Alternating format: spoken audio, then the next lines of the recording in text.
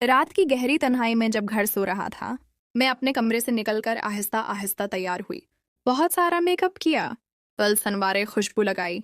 दिल में एक अजीब सी गर्मी और बेचैनी थी, जैसे कोई राज भरी मुलाकात होने वाली हो। मैं चुपके से आसिफ अंकल के कमरे के दरवाजे पर पहुंची। कान लगाकर सुना तो अंदर से कोई आवाज नहीं आ रही थी। दिल ने सुकून का सांस लिया कि आज कमरा खाली है। कोई नहीं। मैंने हल्के से दरवाजा खटखटाया। आसिफ अंकल ने फौरन दरवाजा खोला। मैं अंदर गई तो उन्होंने फौरन कंडी लगा दी। मैं बस्तर पर बैठ गई। वो भी मेरे साथ आकर बैठ गए। मैं चुपचाप थी, दिल की धड़कन तेज थी। आसिफ अंकल ने एक हाथ मेरे कंधे पर रखा। नरम लहजे में बोले, हाँ सबा, सनाओ, आज तो खुश हो ना? मुझसे नाराज तो नहीं हो? मैं मुस्कुराई। कहा, मैं आज बहुत खुश हूँ। आपसे नाराज क्यों होती?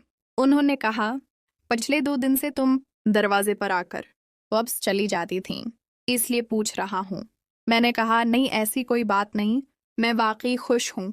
फिर उन्होंने मेरे बालों में हाथ फेरना शुरू किया। आहिस्ता आहिस्ता अंगुलियां मेरी गर्दन पर, कानों के पीछे। मैं मदहोश होने लगी।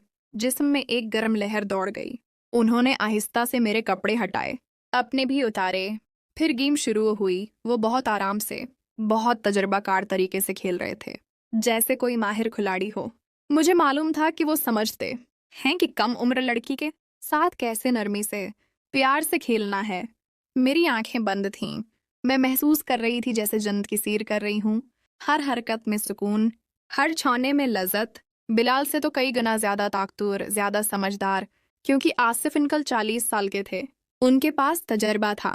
वो जानते थे कि औरत को किस तरह मुतमईन करना है, कौन से तरीके दिल को छू लेते हैं, जिस्म को कांप उठाते हैं। तकरीबन 1 घंटा हो गया था। मेरा काम तो हो चुका था, मगर वो अभी भी जोश में थे। मुझे थकावट हो रही थी। हालात गैर हो रहे थे, मगर वो रहम नहीं कर रहे थे। आखिर 1.5 घंटे बाद उनका काम भी तमाम हुआ। वो लेट गए, मैं भी लेटी रही। सांसों की आवाज कमरे में गूंज रही थी। 30 मिनट बाद उन्होंने पूछा, सबा बताओ कैसा लगा? मैंने कहा, मुझे अल्फाज नहीं मिल रहे आपका शुक्रिया अदा करने के लिए। आपने मुझे ऐसा सुकून दिया जो पहले कभी नहीं मिला। बिलाल तो कुछ भी नहीं था, एक पतला सा पता। और आप तो सुसाल पराने दरख्त जैसे हो, मजबूत, गहरे। मुझे अंदाजा था आप मुझे खुश करेंगे, मगर इतना नहीं था। आसिफ अंकल मुस्कुराए, बोले, सबा, मेरे 3 बच्चे हैं, बीवी भी है। जब बीवी के साथ करता हूं तो 3-3 घंटे लग जाते हैं। हम प्लान करके करते हैं। मैंने कहा, अच्छा तो मुझे भी प्लान बताएं, मैं भी आपके साथ प्लान बनाऊंगी। उन्होंने कहा, अगर कल तेरी अम्मी ना आए तो रात को मेरे पास आ जाना, पूरा प्लान बनाएंगे। मैं तुम्हें तरीके बताऊंगा, तुम फॉलो करोगी और देखना, तुम्हें इतना सुकून मिलेगा कि मरते दम तक याद रहेगा। और जिसके साथ भी करोगी, सबसे पहले मेरा नाम जहन में आएगा। मैंने कहा, ठीक है, कल रात जरूर आऊंगी, बस उम्मी को देख लूंगी। उन्होंने कहा, अगर अम्मी ना आए तो अच्छा, मैं तुम्हें ठीक से खुश कर पाऊंगा। फिर बोले, अब तुम चली जाओ, कहीं कोई जाग ना जाए, हम दोनों को एक साथ ना देख ले। देर हो गई है। मैं उठी, अपने कमरे में आई, फ्रेश हुई, बस्तर पर लेटी।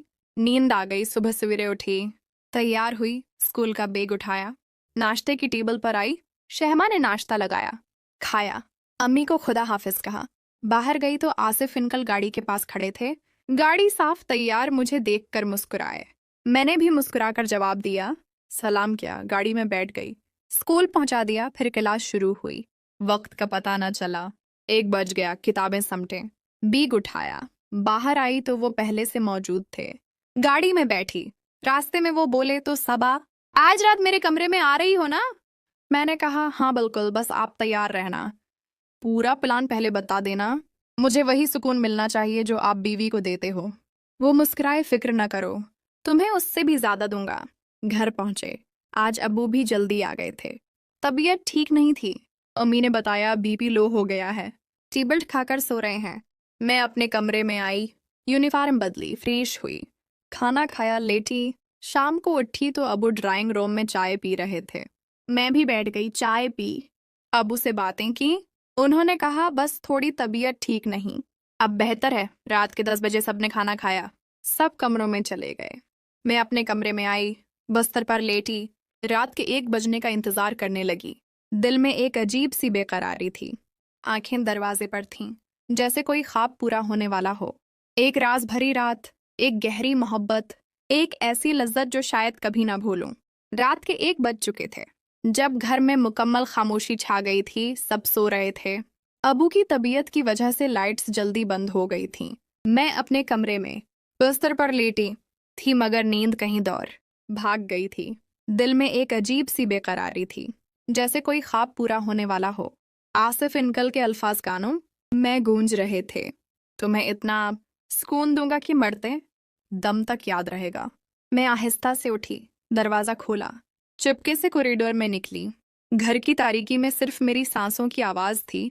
आसिफ अंकल के कमरे के दरवाजे पर पहुंची, हल्के से खटखटाया। दरवाज़ा फौरन खुला। उन्होंने मुझे देखते ही मुस्कुरा दिया, अंदर खींच लिया, कंडी लगाई। कमरे में मध्यम लाइट जल रही थी। खुशबू का एक हल्का सा बादल था। वो बिस्तर पर बैठ गए, मुझे भी बुलाया। मैं उनके करीब बैठ गई। दिल की धड़कन इतनी तेज थी कि लग रहा था वो सुन लेंगे। उन्होंने मेरा हाथ पकड़ा, नरम लहजे में बोले, सबा आ गई, तैयार हो? मैंने सर हिलाया, शर्म से आंखें झुका लें। उन्होंने मेरे बालों में हाथ फेरा, गर्दन पर होंठ रखे, आहिस्ता आहिस्ता बोसे देने लगे। मैं मदहोश होती चली गई। उन्होंने आहिस्ता से मेरे कपड़े उतारे, अपने भी। फिर प्लान शुरू हुआ। पहले वो बोले, आज हम आहिस्ता आहिस्ता करेंगे, कोई जल्दी नहीं, तुम बस महसूस करो। उन्होंने हाथों से मेरे जिस्म को छुआ, हर जगह नरमी से, जैसे कोई माहिर मुसव्विर अपनी तख्लीक को छू रहा हो। मेरी सांस तेज हो गई, जिस्म कांपने लगा। वो जानते थे कि कहाँ छूना है, कहाँ रखना है, कहाँ तेज करना है। तकरीबन आधा घंटा सिर्फ छौने और बूसों में गुजर गया। फिर उन्होंने मुझे अपनी गोद में लिया। आहिस्ता आहिस्ता गेम शुरू की, बहुत आराम से, बहुत गहराई से। हर हरकत में तजर्बा झलक रहा था। मैं आंखें बंद करके महसूस कर रही थी जैसे जिस्म में बजली दौड़ रही हो। लज्जत की लहरें उठ रही थीं। वो बोलते रहे, देखो सबा, ऐसे करो, ऐसे सांस लो, अब थोड़ा तेज। मैं उनकी बातों पर अमल करती रही, जिसमें इनकी हदायत पर नाच रहा था। 1 घंटा गुजर गया। मेरा जिस्म कई बार कांप कर सुकून पा चुका था, मगर वो अभी भी जारी थे। बोले, अभी तो शुरुआत है, अब देखो असल मजा। उन्होंने पोजीशन बदली, नई तरीके आजमाए जो मैंने कभी सोचे भी नहीं थे। हर बार एक नया सुकून, एक नई गर्मी। 1.5 घंटा हो गया। मेरी हालत गैर हो रही थी। थकावट और लज्जत मिलाकर सर चुकरा रहा था, मगर वो रहम नहीं कर रहे थे। आखिर 2 घंटे के करीब बाद उनका काम तमाम हुआ। वो लेट गए। मैं भी उनके सीने पर सिर रखकर लेटी रही। सांसों की आवाज कमरे में गूंज रही थी। उन्होंने पूछा, अब बताओ कैसा लगा? मैंने भरी, आपने जो वादा किया था उससे भी ज्यादा दिया। मुझे लगता है अब जिंदगी भर ये याद रहेगा। बिलाल तो भूल ही गई, आप जैसा कोई नहीं। वो मुस्कुराए, यही तो चाहता था। अब तुम जब भी ये करोगी मेरा ख्याल आएगा। फिर बोले, अगर कल भी मौका मिला तो और भी गहराई से खेलेंगे, प्लान बनाएंगे।